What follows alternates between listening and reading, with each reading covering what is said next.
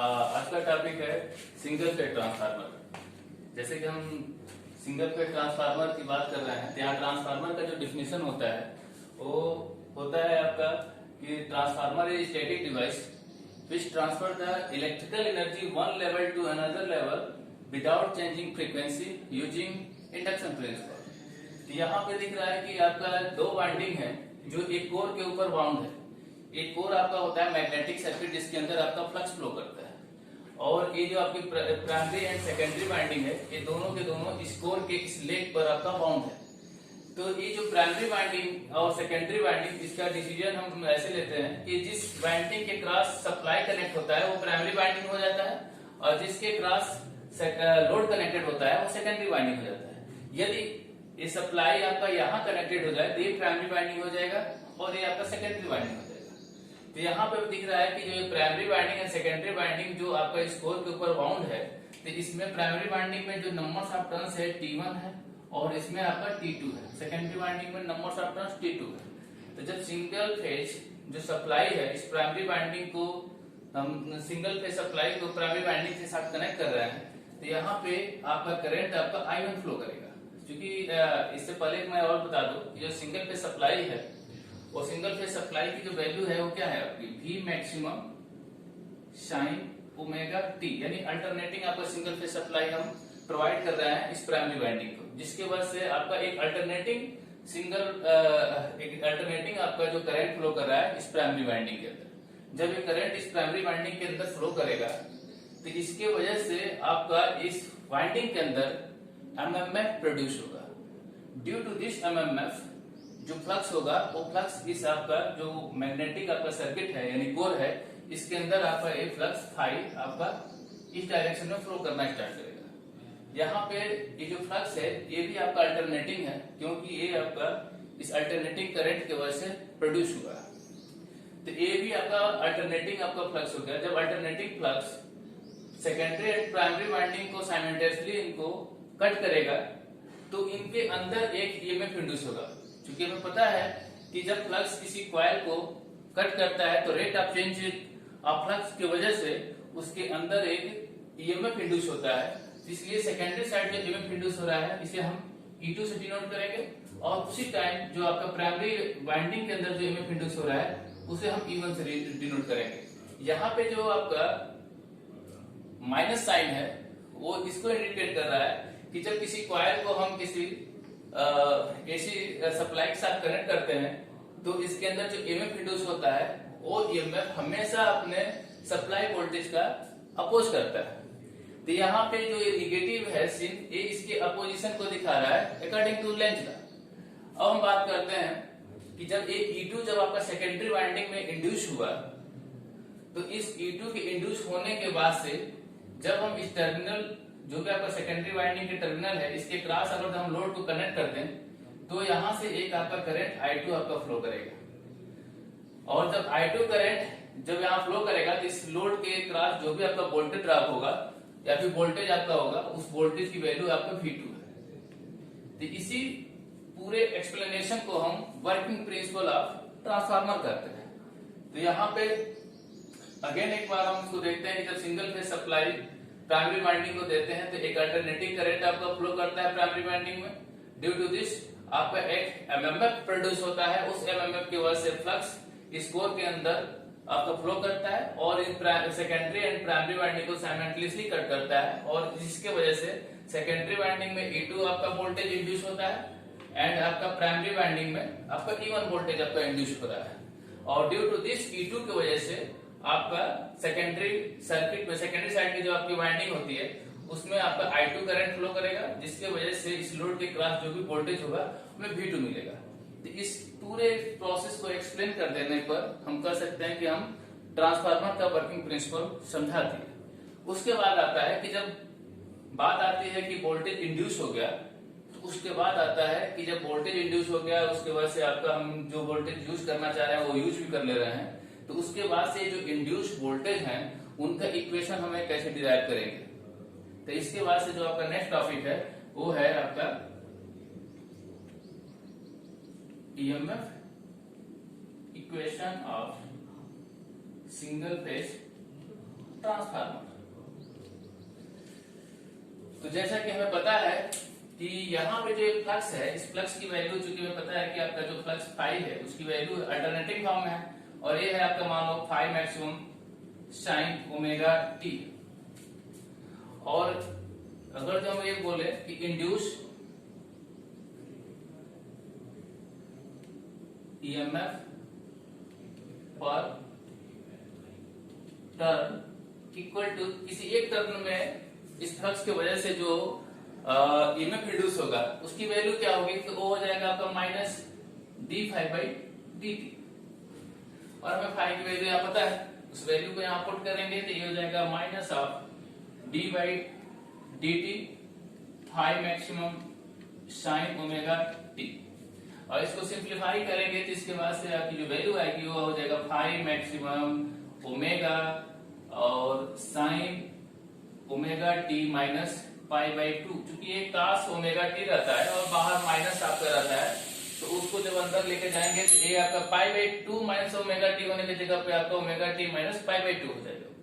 तो इस तरीके से एक टर्न के अंदर जो वोल्टेज इंड्यूस हुआ है उसकी वैल्यू हमें आएगी। उसके बाद से अगर जो इस ये जो आपकी वैल्यू आई है वो इंड्यूस ईएमएफ है, और ये जो इक्वेशन हमें फॉर्म हुआ है वो इंस्टेंटेनियस इक्वेशन कहलाएगा। तो इसमें हमें देख रहा है कि अगर इस चूंकि आपका इंस्टेंटेनियस इक्वेशन है और ये जो पोर्शन है आगे वाला जो इतना पोर्शन दिख रहा है कि ई की वैल्यू मैक्सिमम कब होगी, जब आपका sign omega t minus pi by to की वैल्यू 1 हो जाए।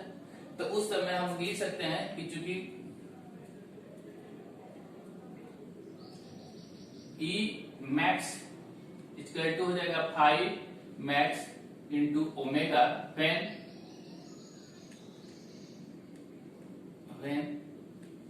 Sign omega t minus pi by two equal to 1। तो यहाँ पे जो ई मैक्सिमम की वैल्यू है वो आ गई आपकी 2 पाई एफ फाइव मैक्सिमम। ये 1 टर्न के अंदर जो वोल्टेज इंड्यूस हुआ है उसकी वैल्यू होगी, और ये हो गया आपका ई मैक्सिमम की वैल्यू, यानी मैक्सिमम जो वैल्यू आपका है उसकी वैल्यू ई मैक्स। और हमें पता है कि जो भी आपका वोल्टेज या करंट किसी का भी वैल्यू हम लेते हैं तो आरएमएस वैल्यू में जाती है। तो इसकी आरएमएस वैल्यू हम फाइंड करेंगे, क्योंकि हमें पता है कि ये साइनसोइडल आपका वेव है, तो इसका जो फॉर्म फैक्टर होगा उसकी वैल्यू कितनी होगी 1.11 होगा। तो वहां से हम यहाँ की इसकी क्या ले लेंगे, हम average value find RMS value find कर लेंगे। तो आरएमएस वैल्यू इक्वल टू क्या हो जाएगा, सॉरी आरएमएस वैल्यू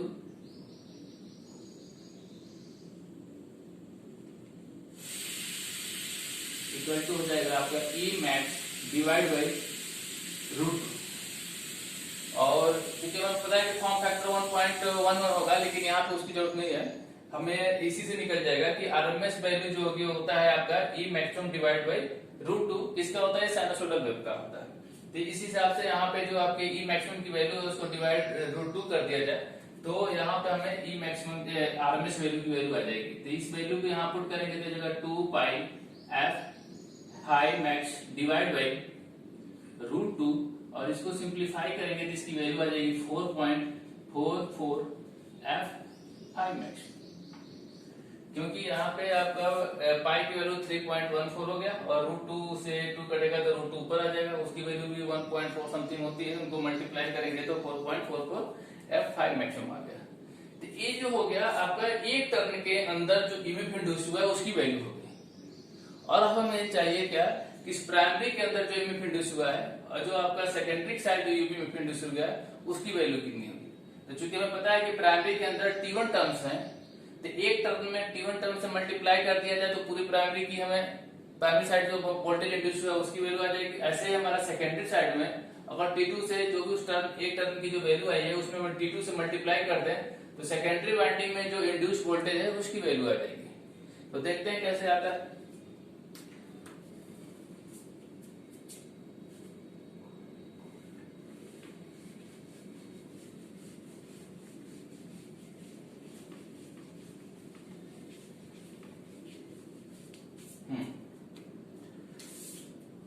देन हम लिख सकते हैं कि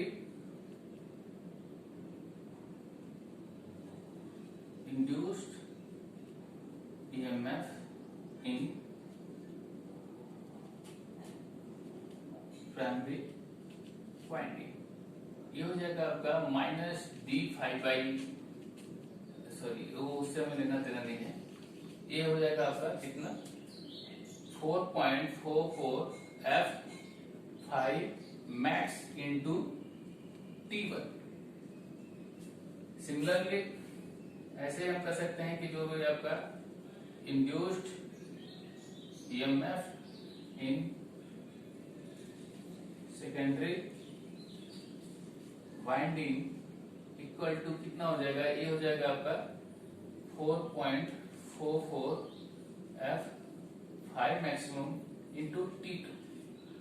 या फिर इसी इक्वेशन को ऊपर वाले इक्वेशन को हम लिख सकते हैं कि E1 equal to 4.44 F5 maximum T1। ऐसे ही इक्वेशन नंबर आपका 1 ले लीजिए और दूसरा हो जाएगा आपका E2 equal to 4.44 F5 maximum T2, और ये आपका इक्वेशन नंबर 2 हो गया। ये दो आपके इक्वेशन आ गए primary winding and secondary winding के अंदर जो इंड्यूस वोल्टेज है उनकी वैल्यू आ गई। ठीक है, तो जब ये दो इक्वेशन आ जाते हैं तो इन्हीं दोनों ट्रांसफार्मर, इन्हीं दोनों आपके इंड्यूस वोल्टेज के हेल्प से हम ट्रांसफार्मर रेशियो या फिर वोल्टेज रेशियो हम फाइंड करेंगे, या फिर हम करंट आपका रेशियो भी फाइंड करेंगे। तो देखते हैं कैसे इसके हेल्प से हम फाइंड करते हैं।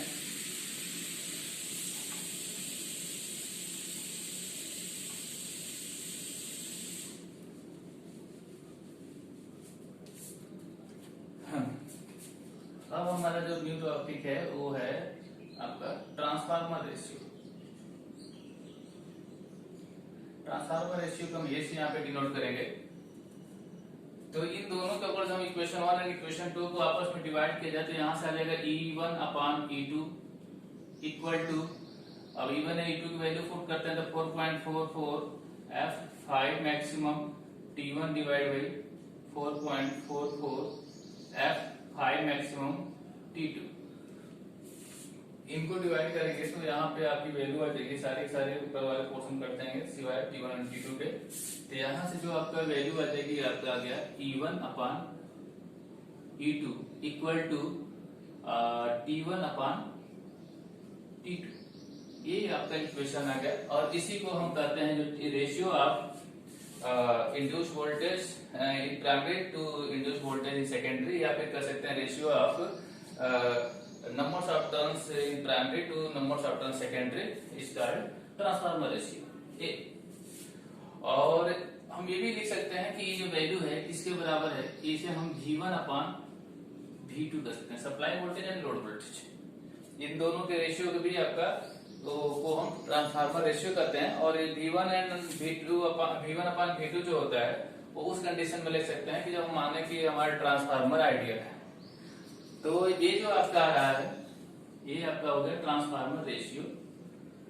और इसी चीज को हम चाहे तो इसी रेशियो को करंट के साथ कैसे रिलेट करेंगे, तो अगर जो आइडियल ट्रांसफार्मर है तो पावर हमारा बोथ साइड इक्वल है, तो हम कह सकते हैं जो आपका पावर का मतलब है आपका केवीए की जो रेटिंग है इन दोनों साइड आपकी सेम होगी। तो यहाँ पे आपका हम कह सकते हैं कि आपका V1 I1 equal to V2 I2, और V1 I1 equal to V2 I2। तो इसको हम ऐसे भी लिख सकते हैं, क्या लिख सकते हैं इसको कि आपका I1 upon I2 equal to V2 upon V1। और ये देख रहे हैं कि इसका ठीक है क्या है, ये जो V2 अपॉन V1 है अपोजिट है इसका, यानी ये यहाँ पे आ जाएगा 1 अपॉन A। ये करंट के साथ एक रिलेशन आ जाता है इसका।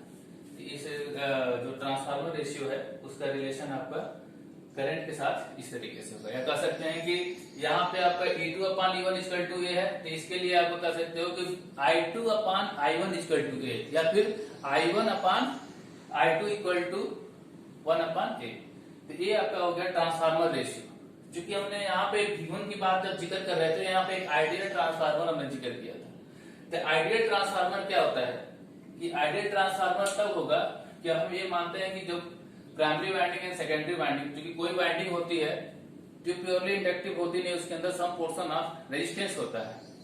अगर रेजिस्टेंस हुआ तो वहां पे क्या होगा, आपका रेजिस्टेंस के क्रॉस आपका जो भी ड्रॉप होगा, वोल्टेज ड्रॉप कर सकते हो या लॉसेस कर सकते हो, आई स्क्वायर आर लॉसेस। तो ये चीजें हमारी, अगर तो हमें माने कि हमारा जो प्योरली इंडक्टिव आपका है, यहाँ पे कर सकते हैं कि जो प्राइमरी एंड सेकेंडरी वाइंडिंग के अंदर कोई भी आपका रेजिस्टिव आपका या फिर कर सकते हैं रेजिस्टेंस नहीं है, ठीक है। यानी कह सकते हैं कि no resistance in primary and secondary winding. दूसरा ये है कि जब हमारा फ्लक्स है वो वेल डिफाइंड पाथ आपका जो मैग्नेटिक सर्किट है कोर है उसी के अंदर फ्लो होना चाहिए, टोटल का टोटल। लेकिन होता ऐसा नहीं है, कुछ पोर्शन ऑफ जो फ्लक्स होता है वो लीक कर जाता है, यानी उसे हम लीकेज फ्लक्स कहते हैं। तो हम ये मानते हैं कि लीकेज फ्लक्स यहाँ पे क्या है, नेग्लिजिबल है।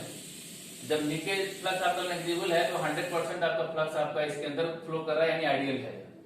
फिर इसी तरीके से हम इन दोनों के हिसाब से कह सकते हैं कि कोई भी आपकी लॉसेस, जो कोर लॉसेस है वो नहीं होगा, कॉपर लॉसेस है वो नहीं होगा, यानी एफिशिएंसी क्या होगी, 100% होगी। तो ये सारे एजम्पशन बताते हैं कि हमारा ट्रांसफार्मर क्या है, आइडियल ट्रांसफार्मर है। तो आज का टॉपिक बस यहाँ तक है। नेक्स्ट टॉपिक मैं दूसरे वीडियो में आपको बताऊंगा। धन्यवाद। डियर फ्रेंड, इससे पहले वाले जो वीडियो में हमने देखा था कि उसमें हमने ट्रांसफार्मर का वर्किंग प्रिंसिपल और ईएमएफ इक्वेशन जो डिराइव किए गए थे उससे देखे थे, और उन ईएमएफ इक्वेशन से हमने देखा कि ट्रांसफार्मर रेशियो क्या होता है। अब उसके बाद से आपका है फेजर डायग्राम है, लेकिन फेजर डायग्राम से पहले वो देखा जाए तो हमारे पास स्टेप अप और स्टेप डाउन ट्रांसफार्मर क्या होता है उसके बारे में पहले समझ लें। तो हमने देखा था कि जो E1 आपका आया था, E1 की जो वैल्यू आई थी इंड्यूस वोल्टेज हमारे प्राइमरी वाइंडिंग में, उसकी वैल्यू हम लोगों ने देखा था 4.44 F 5 मैक्सिमम इंटू T1 था। एंड आपका जो सेकेंडरी साइड जो वोल्टेज इंड्यूस हुआ था उसकी वैल्यू थी 4.44 F 5 मैक्स और T2 आपका था।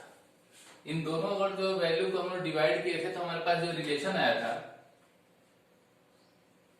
E1 divide by E2 equal to T1 divide by T2, and this is आपका था, यही आपका ट्रांसफार्मर रेशियो था।